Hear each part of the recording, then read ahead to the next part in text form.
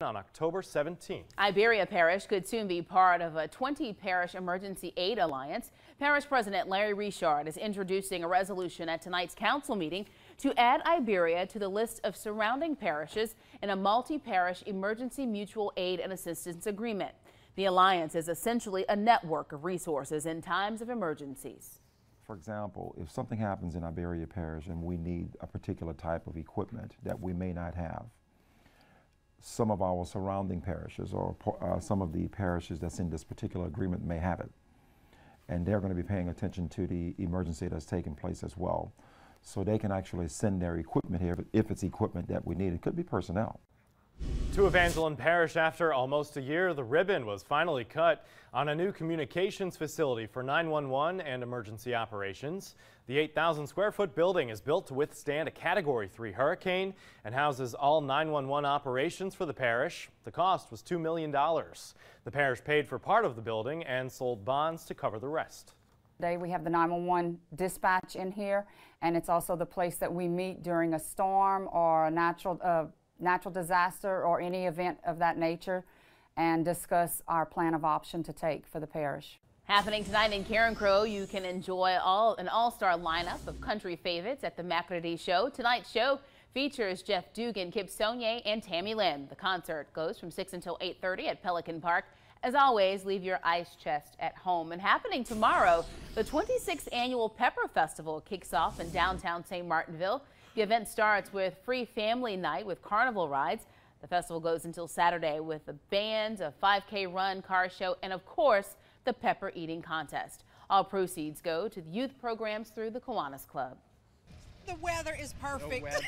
The weather. We had our fingers crossed with the hurricane. We were hoping to get really good weather, and it seems like we will. And this is our first car show, so we're very excited to include this into our Pepper Festival. Well, still ahead right here at 5, Target is in the hiring mood ahead of the holiday season.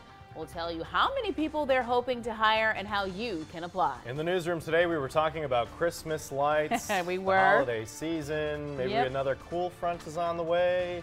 Probably not. One's leaving. Rob's full forecast right after this.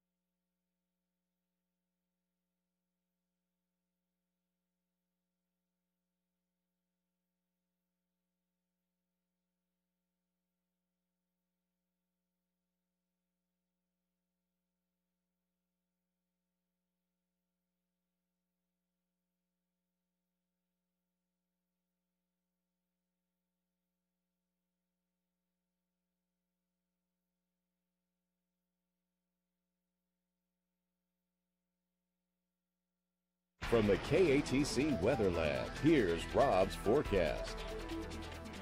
Welcome back. Well, it looks like our weather pattern segueing back to a more summer-like scenario. That means heat, humidity, and eventually peppered with a few showers for the Pepper Festival, but rain chances no higher than 20% Friday into the weekend. So let's go ahead and take a look at the big picture, and this is one thing that's kind of encouraging. You look up toward Wyoming and Montana, winter weather advisories, but no cool air coming here anytime soon, but that is encouraging that there is winter somewhere not too far away. Well, it's a couple of thousand miles away, but at least we're showing it to you on the weather map. Meanwhile, as we look at the remnants of the upper level low that has captured the remnants of Irma, surface circulation arguably around the Paducah area. You can see more heavier rain up towards Cincinnati into Ohio, but nothing of great consequence. And we're getting the tail end of Irma's upper low here and the cloud cover that we saw today. And also we've been getting southwesterly winds. So a sun and cloud mix today. There were a few blips on the radar earlier. Nothing going on right now. Temperatures this morning, mid-60s, much milder over toward Lake Charles. So that's going to be the trend with a southwesterly wind. Tonight we'll be lucky if we duck down into the upper 60s. Current readings 86 degrees in Lafayette, 85 in New Iberia, and offshore conditions light and low out here, and it's going to stay that way for the next several days. As we look at the infrared imagery, GOES 16, you can see those high-level clouds off to the west of us showing up nicely, and a little bit in the way of cloud cover locally, and that's going to continue through tomorrow. Meanwhile, we skirt into the tropics, getting busier on the Pacific side with a tropical depression, another area of concern, and this is Tropical Storm Max right here. But notice it is quiet in the Gulf and the Caribbean and will likely stay that way. And then we have Hurricane Jose. You can see the outflow on Jose pretty much dominating and blocking the eastern Caribbean, so we're good for right now. 8 to 12 days down the road, we'll have to wait and see down there. But meanwhile, we have Jose on the front burner. Still a hurricane here, but no major concerns, at least over the next 5 days. Category 1 storm. It's going to stay barely a Cat 1 through tomorrow, and then probably become a tropical storm as it moves northward through the next 5 days. But after that, a little iffy if you look at the spaghetti plots, with the plots looking kind of Medusa-like here beyond 5 days. And the Northeast is still going to have to keep an eye on this system just in case. Shouldn't be a threat to the Gulf of Mexico, and that is the good news there. As we look at the water temperatures, and anything red or above will sustain tropical activity. Below that, it's kind of cool for any real hurricane intensity. So as it gets northward, probably a tropical storm. And we look across the rest of the basin, you can kind of see the shadow of the hurricanes of Irma and Jose. Cooler water temperatures north of the Caribbean, but south into the main Caribbean Sea, we're looking at upper 80s to near 90 water degree temperatures. And as we get into the southern Gulf, nice and warm, we have the Gulf Loop here. But notice as we get into the northwestern Gulf, these water temperatures below normal by several degrees, thanks to Harvey and the upwelling from that storm, and then all the rainwater draining into the Gulf of Mexico. So our temperatures locally not too bad, but still warm enough in the Gulf to support tropical activity for several weeks more than likely. In near term, it's going to stay nice and quiet, fair to partly cloudy through tomorrow morning, partly sunny tomorrow afternoon. Lunchtime temperatures upper 80s, that heat index starting to get into the lower 90s, and then as we finish out the day, should be generally quiet. And then we go into Friday, and then we start to see moisture backing up into the area as high pressure moves over by Florida. That's going to push tropical moisture that's in the Gulf of Mexico our way. So we might see a few pop-up showers Friday afternoon, and much the same for Saturday. We'll go 20% Friday, 20% for Saturday, but we could go a little bit higher depending on the future trends of that, tracking that tropical moisture, but no major issues, just a few showers. By the way, we haven't had a shower in September yet. So upper 60s, the low for tomorrow morning, most spots. Then tomorrow afternoon, upper 80s, that heat index, track it. Lower 90s for tomorrow. Tomorrow night into Friday morning, closer to 70. And then as we head into Friday afternoon, temperatures well into the mid to upper 80s, and those heat indices pushing into the mid 90s. So certainly feeling more uncomfortable. So a milder night ahead, feeling muggier out there. A little bit of a moist Gulf breeze early, but that wind dies down late. 68 your low, 89 the high tomorrow with that sun and cloud cloud mix. Not much of a breeze tomorrow at all, and much the same could be said for Friday, other than we'll see a slight increase in our rain chances into the weekend. And look at these temperatures back into the 90s. Could see a better chance of showers and storms as the frontal boundary gets closer to us come next Thursday. But that front gets close, but no cigar on cooler weather, at least down the line as we go into next week. And as I mentioned, tropics not done yet. I do think we're going to see something or some things develop toward the Caribbean, perhaps the Gulf, in the 10 to 12 day time frame. Something we'll keep an eye on, but don't want to start banging drums or anything like that. But we're not done with hurricane season yet. All righty, thank you, Rob. With some breaking news, St. Martin Parish deputies say they've made an arrest following the murder of a pregnant woman in Arnaville. 32-year-old Tony Trimble Thomas of Breaux Bridge is now facing a charge of second-degree murder and also a charge of second-degree feticide. She's accused of killing her brother's girlfriend and their unborn baby. Initially, deputies said they wanted to speak to Thomas's brother, but have since discovered he had no involvement, they say, in the homicide and has been released from custody. So far, no motive has been given for this homicide case. And still ahead here on Acadiana's News Channel at 5, Louisiana Senator Bill Cassidy taking the lead on repeal and replace. You'll hear from both sides coming up at 5:25. And a Facebook post by a Florida police department creates a storm of its own after scores of women start to write in. We'll explain after the break.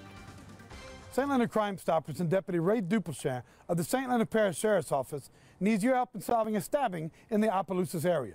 On September 2nd, 2017, just after 1 a.m., St. Landry Parish deputies were dispatched to the KC Hall located on Highway 3043 in Opelousas. Once arrived, the deputies located a victim lying down in front of the hall, suffering from stab wounds to his neck and to his left side. Witnesses reported a large crowd of males fighting when the victim was found stabbed. No suspects or vehicle information was given to the deputies to help solve this case. Tip us online at stlandrycrimestoppers.com. Be alert, be safe, and God bless you. On behalf of Crime Stoppers and Deputy Ray Duplechamp, I'm Major Eddie Thibodeau. If you have any information on this crime, call Crime Stoppers at 948-TIPS. You could earn up to a $1,000 cash reward.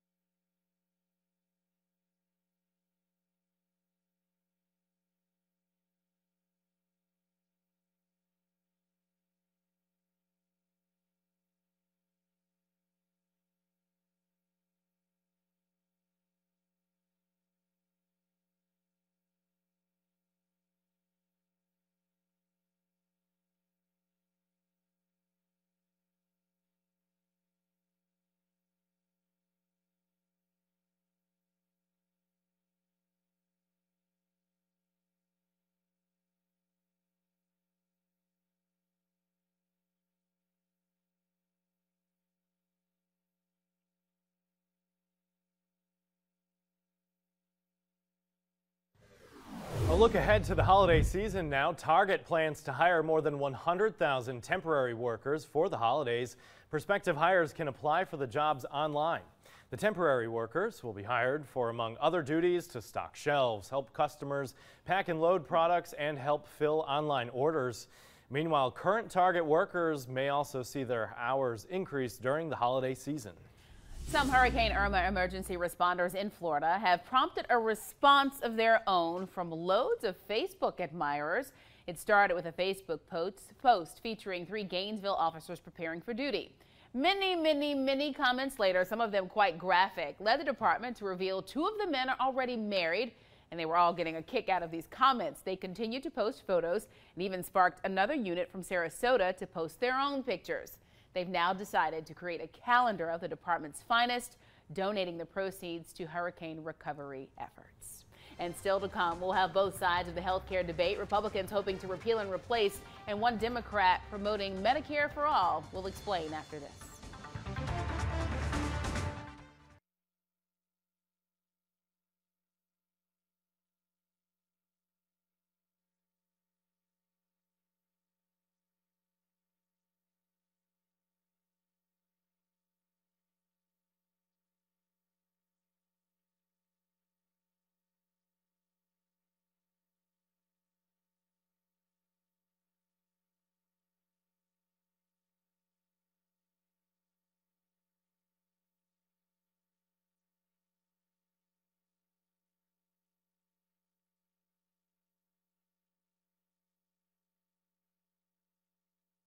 This is not a partisan bill.